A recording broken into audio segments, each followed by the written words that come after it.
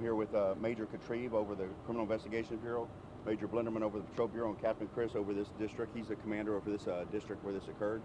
Today, approximately 1:30 p.m., our units were dispatched to a family disturbance in the 15,000 block of Morning Dove Drive. Upon arrival, the complainant had came out and had been assaulted by her son, who had locked himself in the residence. While we were trying to coax him out and render aid to her, he locked himself in and would not come out. They kept trying to lure him out, get him to come out, get him to come out. At that time, they noticed that there was smoke coming from the residence. It appears there had been a fire started inside somehow. And so they were still, now they're thinking about forcing entry to see if they need to render aid to him in there. But at that point, he opened the garage door, came out with 2 knives in his hand.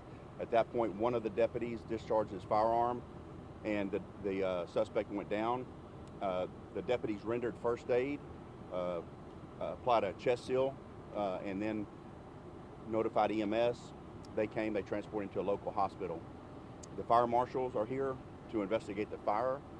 Our internal affairs division's here to investigate administratively the shooting, and the DA's office will be here also with their public integrity unit to investigate the officer-involved shooting.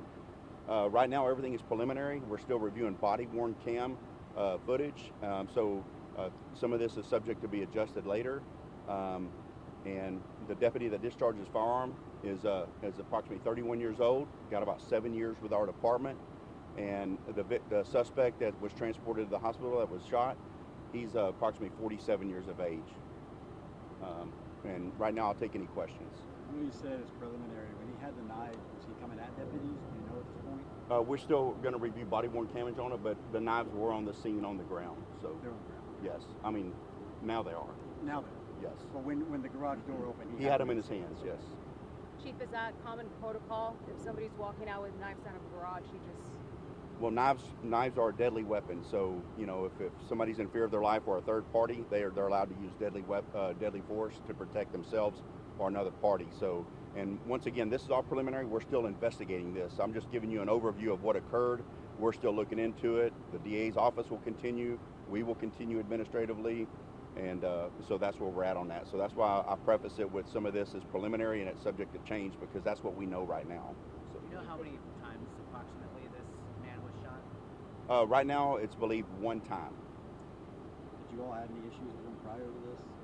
There is a history at this residence, but you know that's going to be part of our investigation as well, trying to establish additional history. So. And you believe it's his mom, right? Yes, it's his mother that had.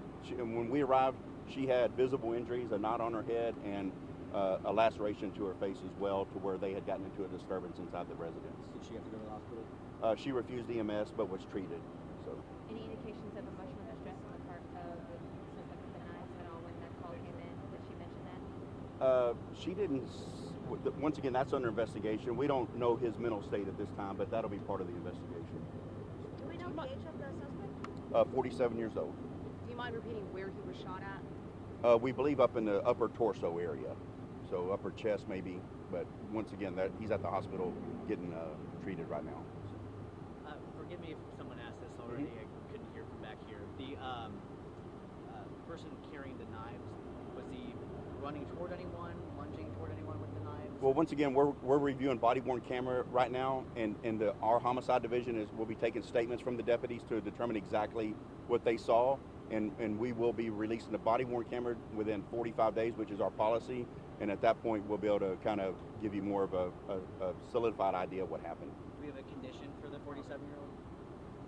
I don't have an updated, but he was alive whenever they transported him, but I don't have the latest update. Do we know about what time that was when he was transported? About how long ago? Maybe 3 p.m. or so. Yeah.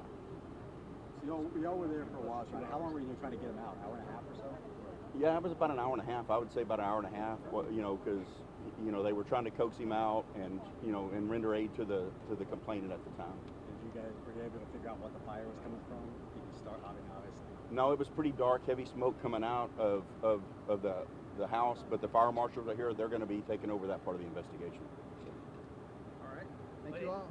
But it's believed that this gentleman started that fire? Well, I mean, that's only an assumption on our part because he was the only one in the house, but we don't know. I mean, anything could have happened, but that's our assumption. But it's not fair to make those right now. Just the mom and the son reside there? Yes. All right, thank you for being patient today.